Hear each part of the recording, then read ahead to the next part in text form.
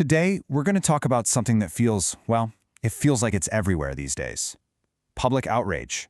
That constant hum of anger. But what if the key to understanding our very modern, very online world wasn't written last week, but almost 200 years ago? Let's dive in. You know that feeling, right? That rush you get when you join in on a collective pile-on online? That weirdly satisfying feeling of being angry with a whole bunch of other people? It's just a constant part of our lives now. But here's the wild part. The best explanation for this feeling might be nearly 200 years old. Yep, seriously. The key to our super modern 21st century anger could actually be locked away in the work of a brilliant but, let's be honest, pretty bitter writer from the Romantic era, a guy named William Hazlitt.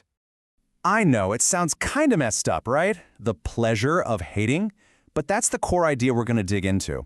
And trust me, Hazlitt's essay isn't some dusty old piece of paper. It's more like a mirror, one that shows us some of the darker but very real parts of who we are. Okay, so here's the really radical part of his argument. Hazlitt isn't saying that hating people is a good thing. Not at all. He's saying it's fundamental, like it's baked into our DNA. He saw it as this incredible stimulant, something that gets us fired up and gives us a sense of purpose. It's completely the opposite of what you'd expect, and that's why it's so darn interesting. So you've got to be wondering, who was this guy? Who would even come up with an idea like this? To really get the essay, you have to get the man behind it. So let's meet our slightly cynical guide to this pretty uncomfortable topic. So, William Hazlitt. The guy was an absolute genius, no doubt about it. But he was also, well, he was pretty miserable. Imagine living through a time of massive political change, seeing all your hopes for a better world get totally crushed. On top of that, his personal life was a mess. Friendships fell apart. His career wasn't what he wanted. All that bitterness gave him this raw, brutally honest way of looking at people. He wasn't afraid to see the ugly stuff. And you really have to put yourself in his shoes. In his time. His generation started out with so much hope. The French Revolution felt like a new beginning for humanity. But then, it all came crashing down with the insane destruction of the Napoleonic Wars. All that optimism just evaporated. And what was left was this deep, deep cynicism. That's the world his essay came from. It's basically a product of that massive disappointment. All right, so we've set the stage. Let's get to the main event. What was Hazlitt actually arguing? What's the anatomy of this pleasure of hating? So at the time, the big idea from all the famous romantic poets and writers was that people are, naturally good. That deep down, we're all about love and harmony. And Hazlitt just looked at that and was like, nope, I don't buy it. He came back with this idea that hatred is just as basic a human drive. In fact, he thought it might even be a stronger motivator for getting things done and figuring out who you are. And this quote just nails it. Without something to hate, we should lose the very spring of thought and action. He's saying hate isn't a brake, it's the gas pedal, it's the engine that gets us going. It's a pretty wild thought, but think about it. Is he really that wrong? And what's just incredible is how modern his thinking was. He breaks it down, psychologically. Step 1, he says hate is a stimulant. It's like a shot of adrenaline.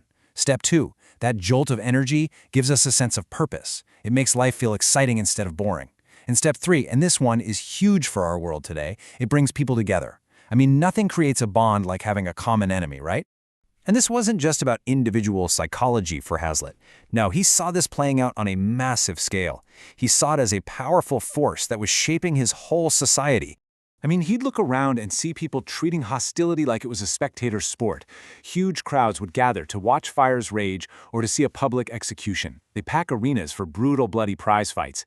He saw that we have this deep-seated hunger for watching things go wrong for other people. And he applied that same logic to politics and nations.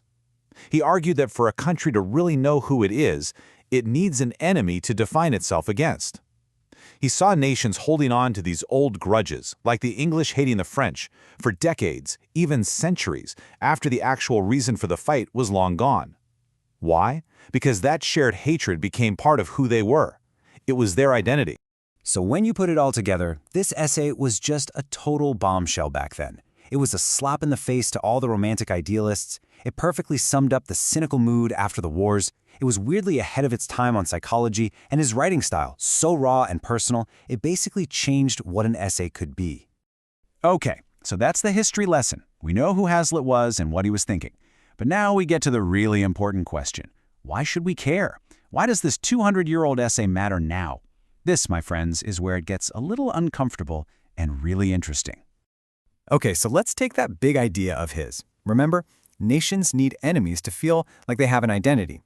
That was his observation back in 1826. Now look at our world. Sound familiar? Think about the crazy political polarization we see every single day. The way we create these cultural us versus them battles. We are still building our little tribes, our identities, based on who we dislike. The technology is different, but the human mechanism, it's exactly the same. Once you start looking for it, you see these echoes everywhere. A social media pylon, that's just a 21st century public execution. That little thrill we get when a celebrity's life falls apart, that's pure Schadenfreude, a German word for taking pleasure in someone else's pain. The non-stop 24/7 outrage cycle on the news, that's Hazlitt's stimulant on overdrive. It feels like so much of our group identity isn't about what we love anymore, it's about what we all agree to hate. And that's the kicker. 200 years. The world is unrecognizable from Hazlitt's time. We have the internet, smartphones, global travel, but that core human impulse he wrote about, that dark, uncomfortable little engine of hate and rivalry, it feels like it hasn't changed at all. So that leaves us with a pretty heavy question, doesn't it? If Hazlitt is right, if this isn't just a modern problem, then what if all the anger and division we see isn't a bug in our culture that we can patch or fix? What if it's a feature? What if it's just part of the system? That's something to chew on.